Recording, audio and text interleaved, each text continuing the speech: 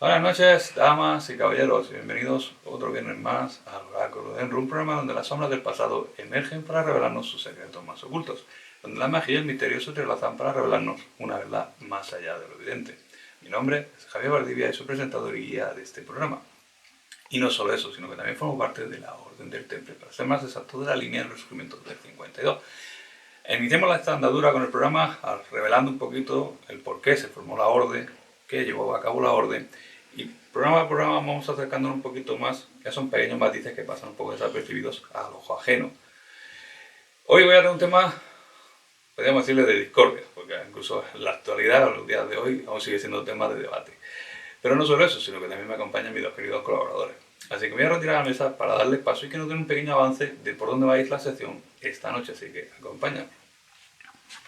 Bueno, pues ya me encuentro en mesa para darle paso a mis colaboradores. Por un lado tenemos a Alejandro Cortés y su sección La Parabólica. Esta sección que se dedica a buscar esas noticias que pasan desapercibidas, pero que tras analizarlas, estudiarlas y ver que tiene una verdad bastante asombrosa, nos la trae aquí a la mesa y nos las pone y abrimos un poquito el debate.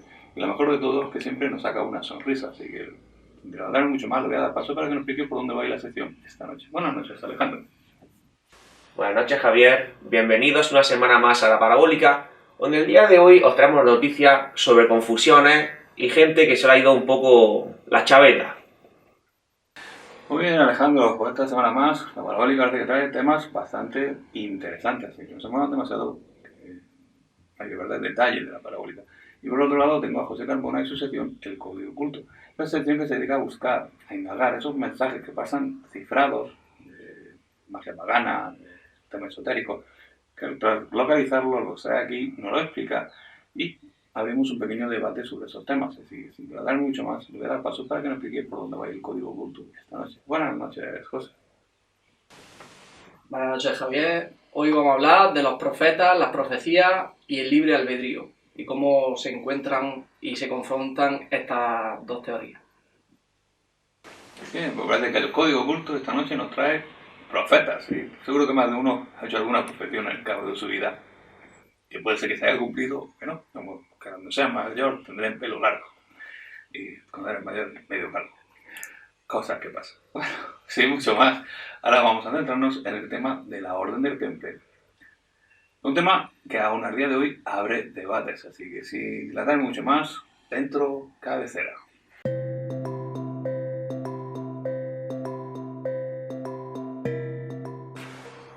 Pues comenzamos otra semana más con los orígenes de la Orden del Temple. La semana pasada hicimos un pequeño kick-up por un tema bastante interesante y tenemos varios ya también en la lanzadera para los próximos programas, que son temas que nos han ido mandando por diferentes vías de contacto, tanto en nuestro correo electrónico como en nuestro número de WhatsApp. Podéis mandarnos la petición que deseáis. Valoramos y lo traemos. Pero hoy retomamos a los orígenes de la Orden del Temple. Para hablar de un tema que he dicho que hasta el día de hoy sigue siendo un tema de debate porque tenemos los que consideran que la Tierra es esférica y otros que consideran que la Tierra es plana. Pero no vamos a ir por ahí con ese debate, sino que nos vamos a centrar en la Tierra en general, en su forma, en dos tierras. La que conocemos, que es donde habitamos, que sería la Tierra, se le denomina Tierra móvil, y luego una segunda tierra que se encuentra en el interior, que se denomina como Tierra fija. Haciendo así una alusión a grandes escritores, hablando en su día de Dante, esas informaciones que metió dentro de la Divina Comedia. Hay otro escritor, también reciente en nuestra época, que trae esta información camuflada dentro de una novela de ciencia ficción, que es Julio Verne. Y su novela, El viaje al centro de la Tierra. Narra cómo una expedición encuentra una apertura y por ella se adentra, ¿no?, hacia el interior de la Tierra. Realmente es así, si tenemos una superficie por encima, que es la Tierra fija, donde habitamos, donde vivimos y demás, y luego más hacia el interior una Tierra fija de mayor densidad incluso que el agua, es decir, estamos hablando de unas 40, 80 veces de mayor densidad que el agua. Imaginaos cómo puede ser el núcleo o la densidad de esta misma Tierra.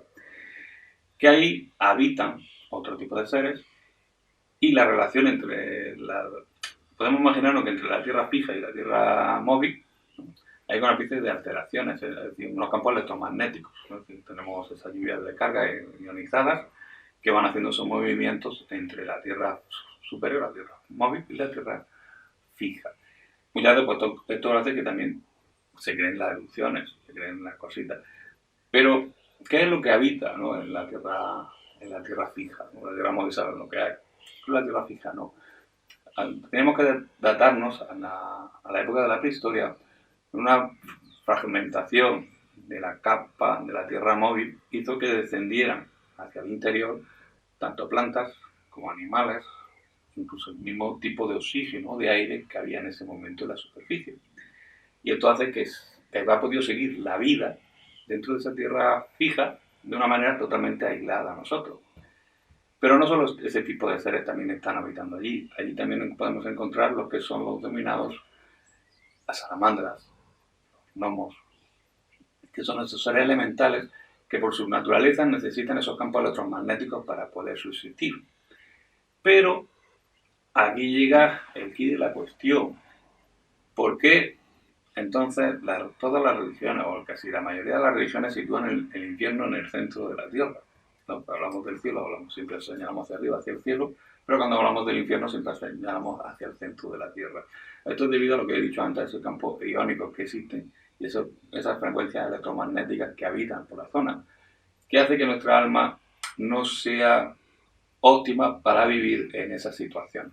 Dicho de otra manera, sería como una especie de castigo, ¿no? Si no soportamos que nos estén pegando con una varita en la espalda y estamos en un sitio donde nos están golpeando continuamente, porque al final no es un sitio agradable, sino que al final estamos en un sitio como obligados a mantenernos ahí, ¿no? Pues eso más o menos lo que sucedería en esa situación. Entonces, por eso también Dante, cuando hace su infierno, sitúa como esas dos esferas más bajas, que serían el centro de la Tierra, refiriéndose a la Tierra fija, como las dos esferas de mayor sufrimiento del ser humano.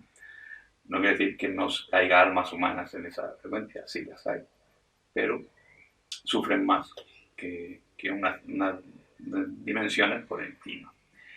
Pero ¿por qué Julio Verne dio pie a escribir en su época, con sus conocimientos, los conocimientos de la época, sobre la realidad de la Tierra y detallarlo tan exacto, ¿no? Incluso de los animales, de la tal? Podemos decir que la imaginación del ser humano no tiene límites. ¿No? Pero esto es lo que denominamos como maestros ocultos del temple. Es decir, hay varios libros que dentro de las líneas de la orden templaria, ramas paralelas, en donde narran cómo Julio Verne cuenta que a través de sueños, a través de meditaciones o de estados de gran reflexión, esas ideas se le proyectaban en la mente como una especie de cuadro, de lienzo, incluso mensajes escritos, ¿no?, que le llegaban directamente. Entonces lo que se dice es que muchas veces los escritores que son propensos a la ciencia ficción o a esa escritura más mágica reciben mejor o más fácil los mensajes que se le mandan. Entonces, a Julio Verne lo utilizaron como una especie de archimaestre del temple, es decir, intentaron inculcar esa enseñanza de la tierra fija a través de una novela. Y hay muchos escritores, como dije ya en su día, en principio, cuando hablé de Dante, dije, hay muchos escritores que tienen o comentan en sus libros información de una manera maquillada sobre la orden del temple. Uno de ellos es Julio Verne, y otro pues soy yo, ¿no? Con el libro de la herencia oculta y otro libro que está en camino. Narramos información de la orden templaria de una manera un poco más camuflada. Yo quería traer este tema de la tierra fija porque creo que es un tema bastante interesante, bastante entretenido. Incluso si intenté buscar información vais a encontrar información muy fácil, pero es una de las enseñanzas muy básicas, muy sencillitas que se dan de inicio en la orden templaria.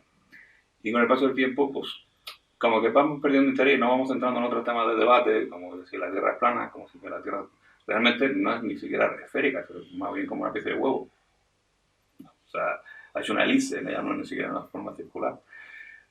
Pero, ¿qué hay realmente hacia el interior? Esto es como cuando hacemos los estudios de los mares, ¿no? ¿Qué hay realmente lo que hay en la profundidad de los mares? No lo sabemos, ¿no? No hemos llegado hasta ese conocimiento. Pero igual pasaría con el centro de la Tierra. No hemos llegado a analizar eso por la atmósfera que envuelve la Tierra fija, por las condiciones que dañan al ser humano. Muy bien, es lo que estamos diciendo. Hablando ya un poco de la morfología de las tierras, tenemos que por un lado hablamos de la tierra móvil, o la superficie exterior, estaríamos hablando de unos 3.600 kilómetros del grosor de la Tierra, ¿no? La tierra fija estaríamos hablando de alrededor de unos 3.000 kilómetros con un clima aproximado de unos 40 grados centígrados. Pero no solo en la enseñanza de la orden templaria tenemos como esa sensación de que habitan seres en el interior de la Tierra. Yo durante una temporada, hace varios años, yo trabajaba con Kumara, que es la diosa de la Tierra, en línea hindú. Entonces allí hay un templo, el templo de Kumara. En los subterráneos del templo pues hay una especie de galería, es una sala grande con un montón de galerías, y en el centro se habita un trono. Entonces, cuando hacían la evocación a Kumara, teóricamente de esos túneles que iban hacia el interior de la Tierra, surgía por uno y se sentaba en el trono a escuchar a sus súbditos, ¿no? El tema con Kumara, que luego hubo debate porque querían que realmente no era una diosa ni una deidad divina, sino que era más bien una cosa satánica. Porque claro, hablamos de que está en el centro de la Tierra. Toda la religión cristiana, cuando se interpuso y demás, pues dijo que toda la maldad, todo el infierno, etc., pues se encuentra en el centro de la Tierra.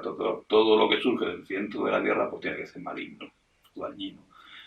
En parte tiene su razón porque he dicho, porque el interior de la Tierra no es que sea maligno, sino que las frecuencias electromagnéticas y iónicas que existen en ese ámbito no es perjudicial para nosotros. Pero también es de cargas negativas en el concepto, no eléctrico ni de imanes, porque me tuve un comentario hace poco de que no hablaba de no hablamos de temas de magnetismo ni de atracción, que si una carga positiva va a traer una carga negativa, sino cuando hablamos de negatividad es como si quisiéramos hablar en términos de luz y sombra. Cosas positivas, cosas negativas, pero no de términos electromagnéticos, ni de electricidad, ni de electrones, ni de protones, sino hablamos de esas densidades que desprendemos a nivel del ser humano. Pero nosotros cuando desprendemos la energía, esas emociones negativas, las licuamos hacia el interior de la Tierra. Entonces, la Tierra cada vez le cuesta más transmutar toda esa energía, pero ya no solo eso, sino incluso las pruebas que están haciendo ahora de bomba atómica, de explosivos, de tal, también lo hacen haciendo túneles a gran profundidad del centro de la Tierra y detonando esas bombas en esa situación para ver el daño o el impacto que puede llegar a producir. ¿Eso puede afectar de manera negativa a la Tierra? Sí. Puede descompensar lo que es el flujo, vamos a decirle, de sangre, ¿no? Porque no entendamos como si fuera una entidad viva, que respira, que piensa, que tiene conciencia, que tiene alma. No, para la Tierra sería igual, ¿no? Claro, si estamos continuamente minándola en el interior, lo que vamos a hacer es alterar su flujo natural de existencia. Eso puede hacer que incluso el núcleo rote a menor velocidad, o que la Tierra empiece a intentar girar en el sentido contrario, o cada vez menor.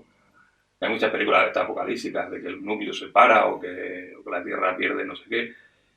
No vamos a desencaminar cuando nosotros mismos somos propensos a hacer que eso suceda, ¿no?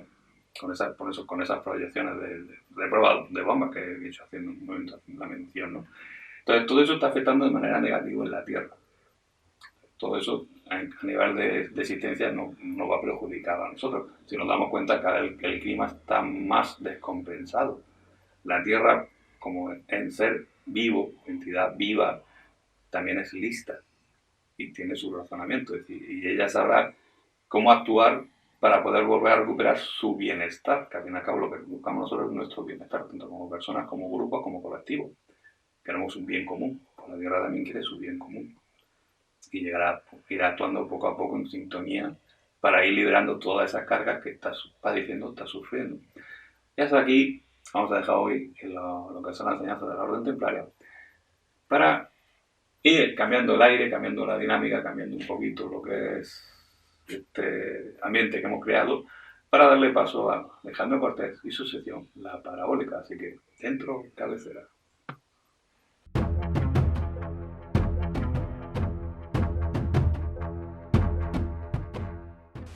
Comenzamos la parabólica con la primera noticia que sucedió en Perú, donde una policía muy preparada, que es la Policía Nacional de Perú, tuvo un aviso de que una mujer estaba teniendo fuertes espasmos que estaba tirada en la acera. Entonces la policía se dirigió rápidamente al suceso y, según ellos, lo que pasó es que necesitaba la mujer un exorcismo. Rápidamente sacaron el crucifijo y empezaron a exorcizarla en nomine Patris, Filii, Spiritus Sancti, hasta que vinieron los médicos. ¿Y qué dijeron los médicos? Que tenía un ataque epiléptico. Pero no queda ahí la cosa, es que una policía muy preparada.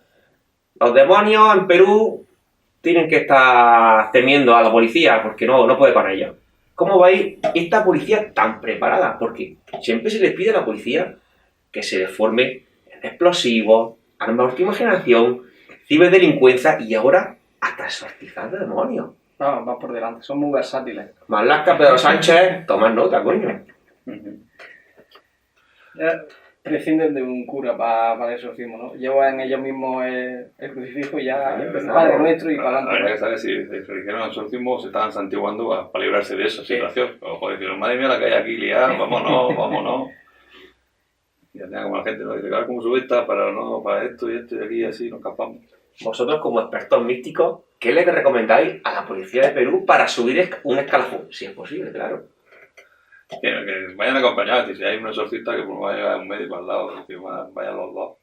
Claro, coger todas las perspectivas es lo ideal, porque puede ser un ataque epiléptico sin ser... La misma que tuvo el ataque epiléptico fue la que dijo que me traiga un exorcista. Sospechoso. No, la mujer está en convulsiones, ahí está que sí. Ellos mismos dijeron. El exorcizado, o sea, el policía dijo, poseído no pide que traigan un exorcista. No suele ser así. Hace unas posiciones y todo. Hace una posición en la policía. Ellos súper preparados en todas partes del mundo. Va a decir contigo no quiero hablar después de ahí. Continuamos la parabólica en la siguiente noticia, en el que sabemos que el mundo de la hostelería es un mundo de alquimia, de innovación, de transmutar esos alimentos cogiendo sabores de todas partes del mundo. Y claro, en una pizzería famosa de Estados Unidos que tenía un 2x1, pues claro, empiezan a repartir las pizzas y empiezan a ver la gente subir a las mesas, bailando reggaetón, de fiesta, gritando. Llamaron a la ambulancia y se lo llevaron a hacer análisis, que tenía cannabis las pizzas. Y claro, pues se ve que algún cocinero en su hora feliz, pues se le cayó alguna cosilla sin intención, el día 2x1. Cambió el bote de orégano. Y se creó Era verde. Se le confundió. la hora feliz, o como diríamos en inglés, la hora feliz, ¿cómo sería? Happy hour, sí. La happy hour of cannabis. Entonces, ahí queda la cosa, de que es la innovación. Pero bueno, seguramente a algún cocinero se le ha caído un ingrediente y ha creado un plato magnífico. ¿Vosotros qué mezcla rara habéis hecho de comer? Hostia, es que justo hace unos días estaba apurando de todo lo que tenía. Hostia, junté pasta de lentejas, con una pasta que tenía. No tenía salsa de tomate o algo así, pues le eché salsa de soja con guacamole, una lata de atún y pimentón. ¿Y qué tal? No vale, lo recomiendo. Sigo vivo, pero el sabor era demasiado innovador. ¿Y tú, Javier, que eres buen cocinero? Así, una tortilla de macarrones. Fundamos patatas, hicimos la pasta y luego hicimos, pues, batir huevos, le eché el huevecito y hicimos una tortilla de macarrones. Y así, estas noches de fiesta que regresas, como hice un bocadillo, mantequilla, salchichón, leche miel y azúcar moreno. Para compensar. Dulce y salado. Aquí me apura, ahí empezaste. Aquí me apura. Pero hablando de la pizzería esa, aquí en Almería, no así lugares, yo recuerdo que a cierta hora de la madrugada tú ibas, te pedías una pizza y la pizza venía acompañada. Una leyenda que ha llegado a varios puntos. ¿Tú la has escuchado, José, la leyenda? Yo he escuchado, no sé si hablamos del mismo sitio, un sitio que ya está cerrado. Sí, no, se encontraba en el centro de... Claro, una hora llega como ahora, estos los cargamentos más vigilados. Esto como los kebabs portátiles, entraba siempre en el centro. Bueno, pero quedará el secreto de la noche almeriense. Yo en mi primera cuando independicé, bueno, Javier lo sabe, mis macarrones con chorizo, con pinchos, con salchichas, con oro, todo lo que llevaba, vaya, te tomaba tomaba un poco y te ponía un chumolaco, así te comía el mundo. No es como ahora ahí que le falta de ¿En todo. tu época de pesar 100 kilos? Comía un plato de eso y dejaba de comer un mes. Esa fue... Ese estaba delgado, podía comer lo que quisiera, pero luego engordé y ya no podía tu... Claro, que lo mismo... Un plato de eso te lo comías y tenías palmente. Claro. Te tardaba la digestión en hacerlo. Eso le pasaba a un amigo mío también. Vino Manuel y se le quedaron los ojos de bolilla y de todo.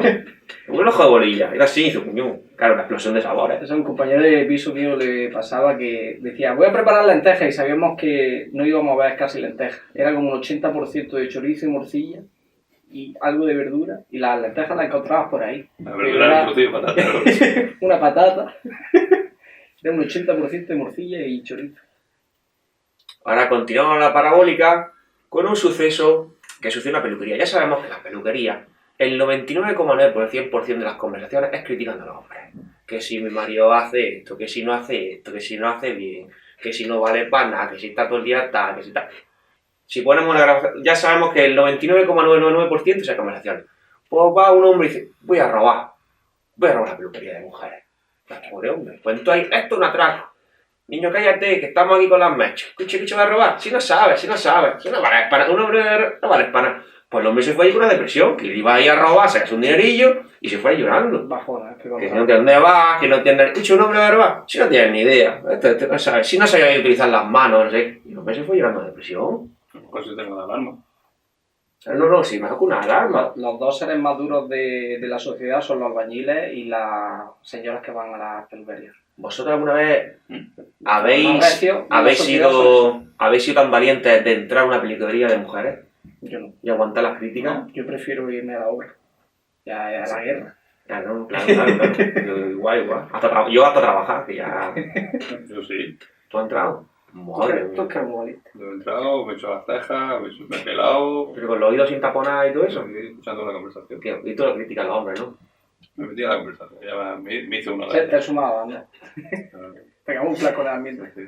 Bueno, vamos a dejar la parabólica en este punto y ahora vamos al puño cerrado, donde seguimos esta cuesta de septiembre-octubre con consejillos para abaratar la cesta de la comida. Entonces, bueno, aparte ellos dan su aporte, hoy voy a dar un truco que es muy bueno, sobre todo los que nos compramos mucho tomate, nos gustan las cerezas, que es quitar el rabillo, porque tú vas a pesar. Y si tú le quitas, compras tomate en rama, y tú le quitas la rama, pues pesa menos. Entonces te sacando unos gramos que luego es dinero al final de mes. Entonces, ¿qué truquillo vamos a dar a los espectadores para ahorrar dinero en la compra? Sí, eso ya es muy miserable. Bueno, sí, hay un canal que se llama Tacaño Extremo que yo al lado de ellos soy Rockefeller y gastando. Sería muy... Pero hay muchos vídeos, han hecho muchos vídeos virales de ese tema, de la gente incluso pelando las naranjas para que pesen menos y llevándose la caja. Y luego la cajera le parte los huevos y se lleva el huevo solo sin la caja. Y luego, con la patata con de la pela, pues hace chips, se la fraya. Claro. Y aprovecha. Y antes la frutería, o sea, la sección de frutería de los supermercados y todo eso, tú te pesabas la fruta y tal, y hacía el truquillo de levantar una frutica y luego... Claro, no es Pero eso ya hoy no está, ¿no? Y la pesan en caja ya. Y tú que vienes del pueblo de Ter, que mandamos unos saludos a todos los habitantes, al museo, que siempre nos da cosas y tal, el agua del pueblo que de la mina, que es como de Huesca del mío, que hay gente que va a la fuente, llena su garrafa y se ahorra el agua a comprarla. Y esta es una mina. Entonces aquí en Renamá tenemos también un pozo. Hay que ser muy de puño cerrado para ahorrar en agua, pero bueno. Todos vamos... No te tengo que quitar los rabillos de la cereza. Bueno, Javier, deja un consejillo para no gastar algo y ya, aquí está la clave. En esta cuesta que nuestros espectadores necesitan. Pues yo tenía un colega, que además era cuando vivía fuera de Almería, digamos Murcia, que era un crack para ahorrar dinero. La verdad que sí. Yo me entró en la tienda, se iba a comprar unos tenis, que dio sus números, se los probó, y el tío dejó sus tenis dentro de la caja y se lleva los tenis nuevos puestos. Son métodos, ¿eh? Bueno, ahí va el pecado ahí. Ahí va la carga de karma pendiente. Pero bueno, Lo hacía con todo. se ha ahorrado en su momento algo. Se iba con una chaqueta hecha polvo, lo dejaba la chaqueta hecha polvo en la tienda y se iba a Intercambio equivalente. Sí, cambiaba, dejaba. En la alquimia. Sí, realmente hay una compensación de mal. Dejo algo y me llevo otra. Un trueque. Trabajaba los trueques. Un trueque de toda la vida. Bueno, espero que tomen nota y ayudemos en la temible cuesta de septiembre-octubre. Hasta la semana que viene. Muy bien, Alejandro, por otra semana más. La parabólica ha tenido temas suculentos, ¿no? Y alguna que otra carcajada hemos conseguido sacar aquí en mesa. Ahora vamos a hacer una pequeña pausa para ir a publicidad y cuando volvamos de los anuncios iremos directamente al código oculto, sin que no se muevan, que enseguida regresamos.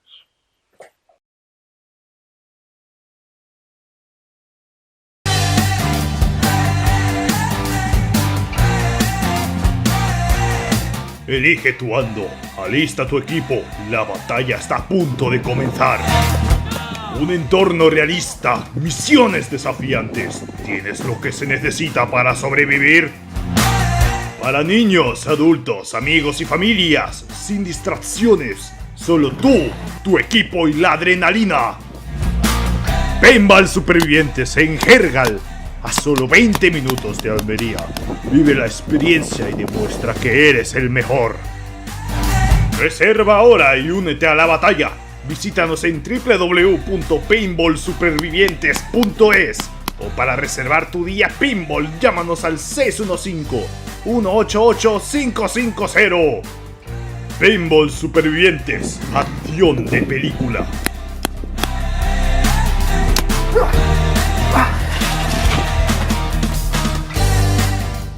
La Casita Jergaleña, un lugar con encanto, comodidad, confort, para 8 personas y para disfrutar de la naturaleza que ofrece nuestro pueblo Jergal en Almería.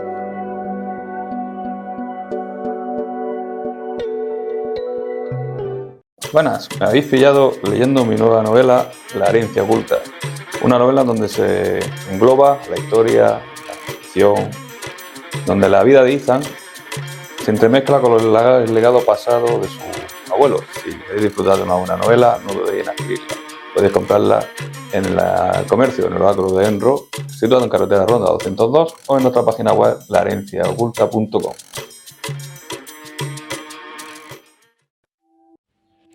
En el corazón de lo invisible nace un lugar único.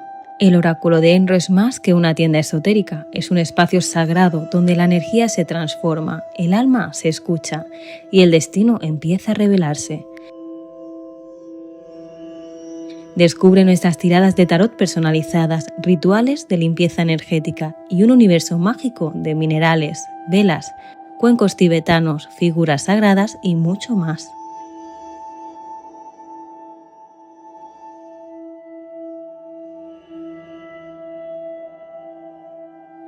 Cada objeto que encontrarás en el Oráculo de Enro ha sido elegido con amor, sabiduría y propósito.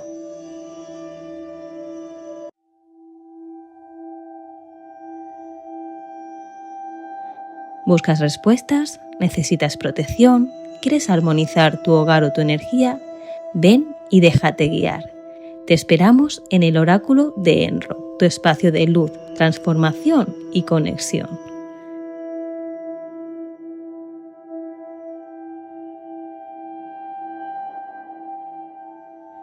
Porque el Oráculo de Enro es donde la magia comienza.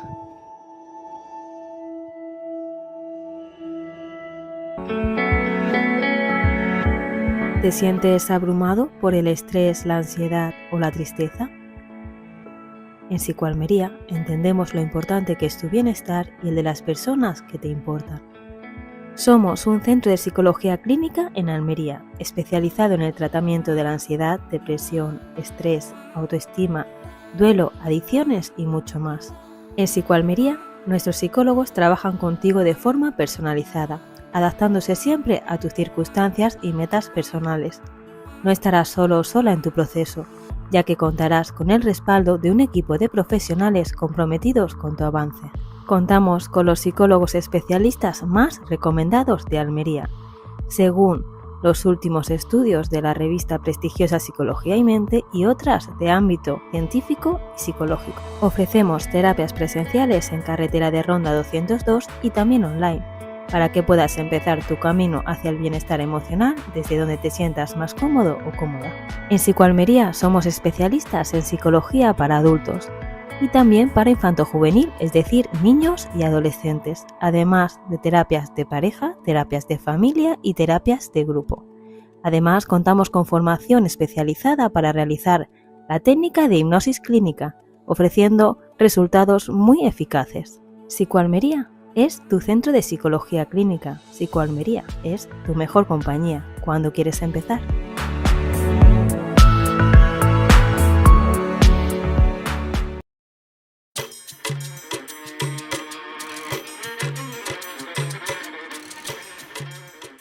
Bienvenido a Código Oculto. Hoy, como hemos dicho en la entrada, vamos a hablar de distintos profetas, vamos a hablar de la teoría del libre albedrío y de cómo es posible que, por ejemplo, la habilidad de un profeta es percibir eventos que sucederán en el futuro, por lo que se define que hay un destino escrito y tiene que llegar a ese fin. En contraparte tenemos el libre albedrío, que que viene a explicar que tenemos el poder de decidir y de que esas decisiones repercutan en el futuro, cambiando así este, digamos, destino prescrito que tenemos. Así que pondremos sobre la mesa algunos casos de profetas, los más famosos, para que nadie se pierda mucho, pero bueno, quizás algunos de ellos no los conozcan.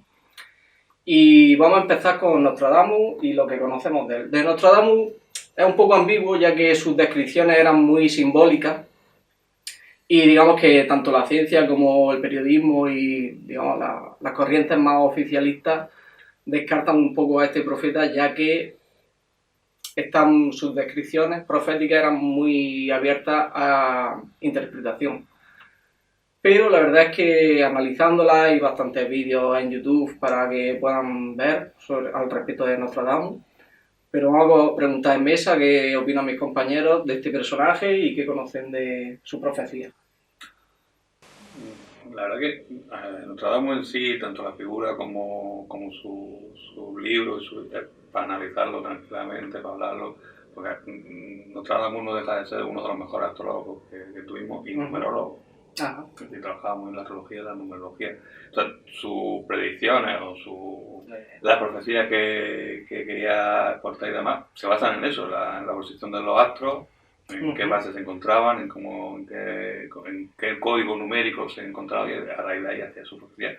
Pero como todo en este mundo, tiene que hablar o acorde a su tiempo. Es normal que luego, ahora con el paso de los años, pues, cuando hago un análisis de eso, pues lo veamos ambiguo, lo veas que no tiene nada que ver o que...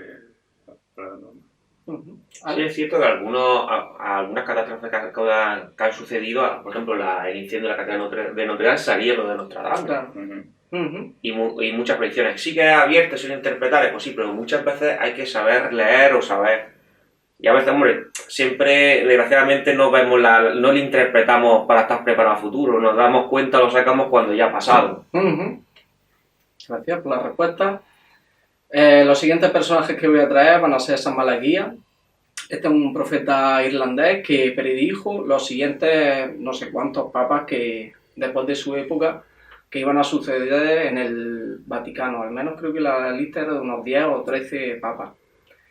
También tenemos el oráculo de Delfos, que este es un caso un poco gracioso porque el profeta le dijo al rey que si cruzaba el río Helios, uno de los grandes imperios caería. Lo que no supo ver este profeta o avisar a este rey es que era su propio reino el que iba a caer.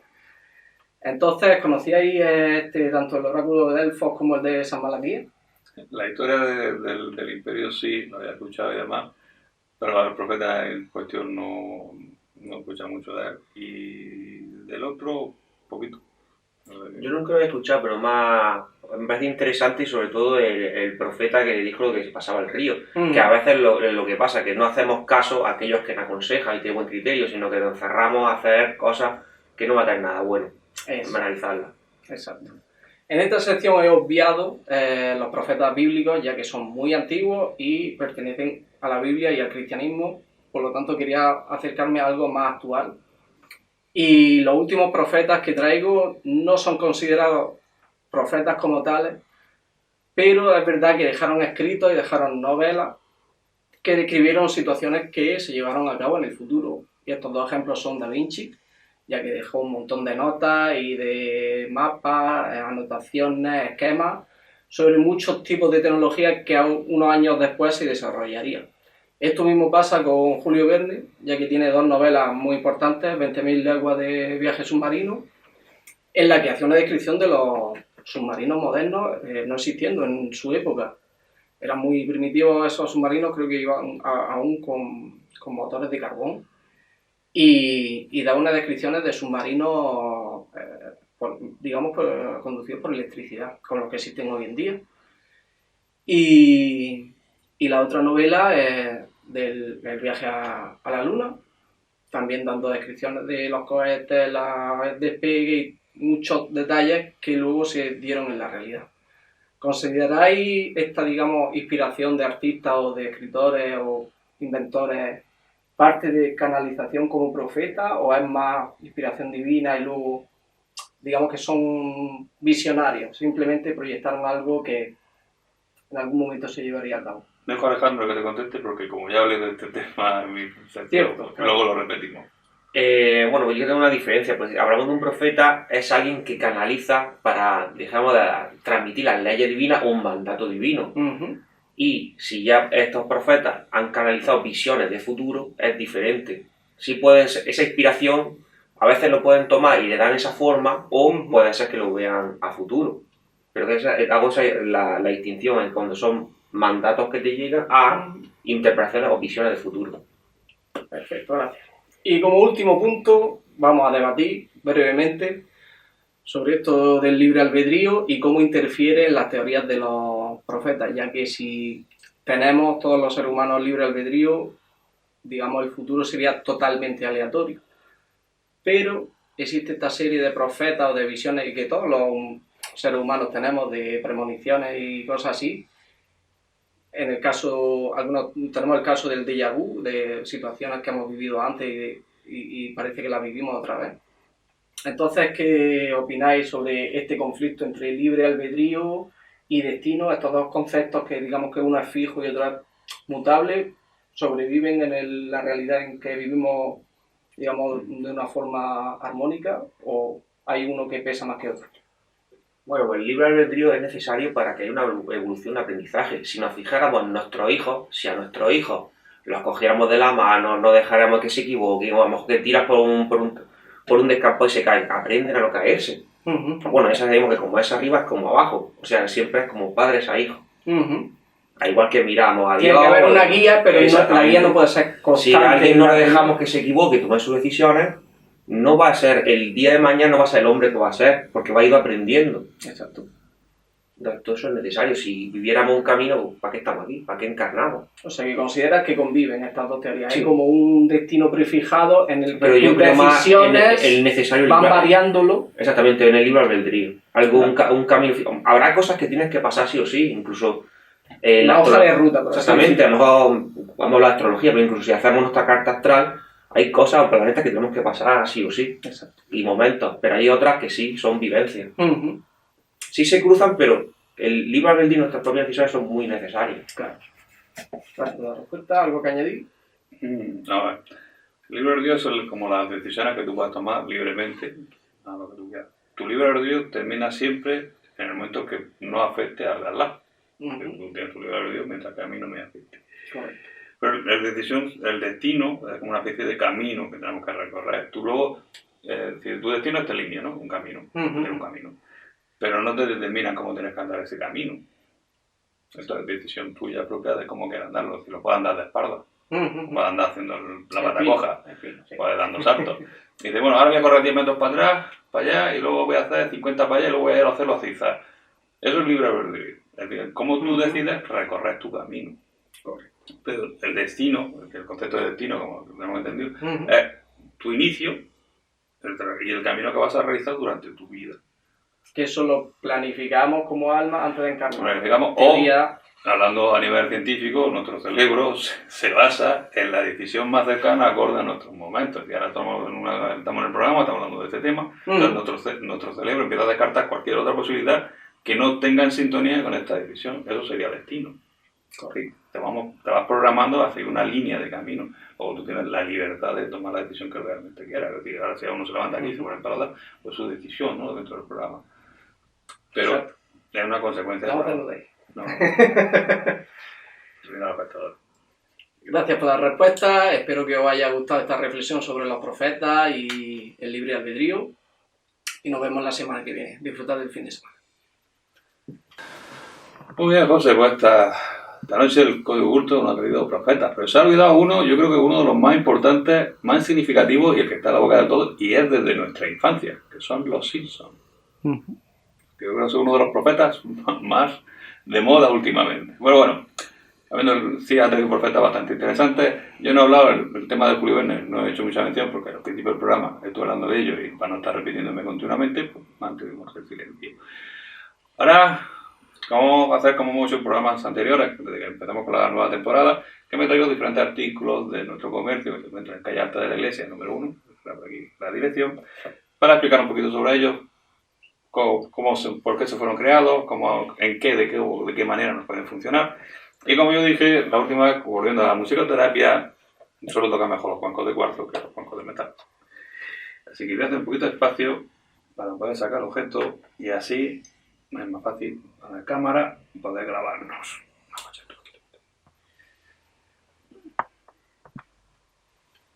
Esto de aquí es un cuenco de cuarzo de cristal. Diferencias con el de metal que trajimos la otra semana. Primero el sonido. Este es un sonido, vamos a decirlo así, para que no entendamos como una especie de sonido envolvente.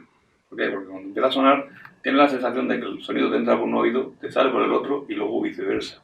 Es decir, como una especie de doble surround, ¿no? Hablando así en términos de sonido. Está fabricado con resina de cobre, es decir, esto el cobre se tritura, se hace polvo, se mete en unos grandes hornos, se calienta y luego se empieza a dar forma con moldes.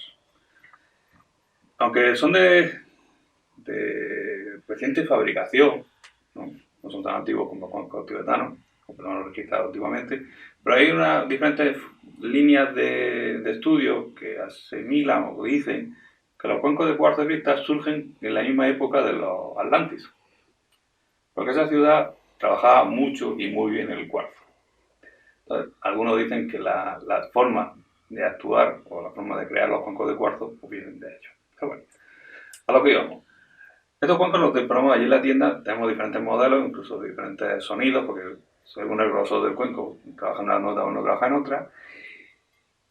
Y va muy bien para lo que son las meditaciones, tanto si acudimos a un sitio que nos puedan tocar como para relajarnos. Hay gente que mentalmente le cuesta mucho desconectar, pues gracias al sonido de los cuencos lo que hace es que el cerebro se desconecte un poquito y entre una secuencia de como que estamos ahí a duermevera.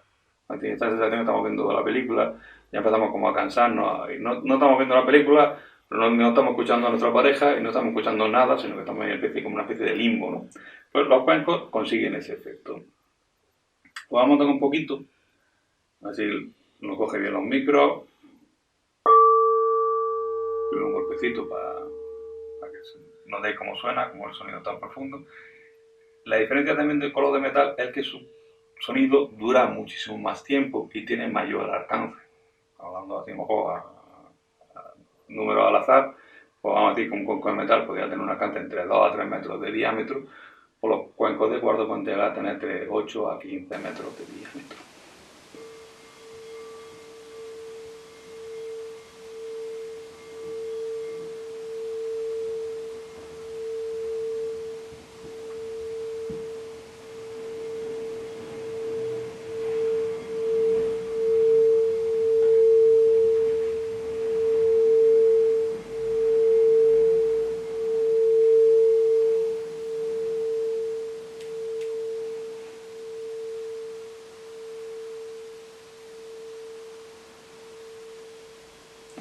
El sonido por la vibración del cuenco. Tanto los cuencos de metal como estos, si queremos cambiarle la nota, si le depositamos agua adentro, vamos cambiando la vibración, vamos cambiándole la nota. Porque mucha gente dice que son cuencos muy caros, para comprarme 5 o 6 cuencos. Bueno, con un cuenco pues podemos tener 4 o 5 notas diferentes. Pues lo que he dicho, estos los cuencos los tenemos en el comercio, en el Oráculo de Enro, en Calle Alta de la Iglesia número 1. Tenemos de este modelo y tenemos algunos más pequeñitos, también de cuarzo de cristal. Lo único, la diferencia de cuarzo de cristal con el de metal es que si se ganan solo estos se rompen. Entonces es mejor cuidarlo bastante bien. Pero para meditaciones, para relajación de la mente, pues la verdad que van muy, muy, muy bien. Y referente a los artículos que hemos ido mencionando, la semana pasada hablamos de la esfera tomadora de decisiones. En el día de ayer se la llevaron. Y me escribieron, ayer fue jueves, luego la llevaron por la mañana y por la tarde me escribieron diciéndome que había hecho varias preguntas y que más o menos estaban teniendo un buen resultado. Así que bueno, me alegro por él. Y para agradecer, porque ya estamos llegando al final del programa, agradecer a nuestros patrocinadores que nos brindan que estemos aquí semana tras semana, Palmas Supervivientes, a Ficolmería, a Casita de la Jergaleña y al comercio, al Oráculo de Enro, y al canal Almería Televisión, que nos brinda este pequeño espacio para poder compartirlo con vosotros, mis queridos espectadores, que sois la pieza fundamental de este reloj suizo. Así que disfruten del fin de semana. Nos vemos el próximo viernes. Un beso y un abrazo.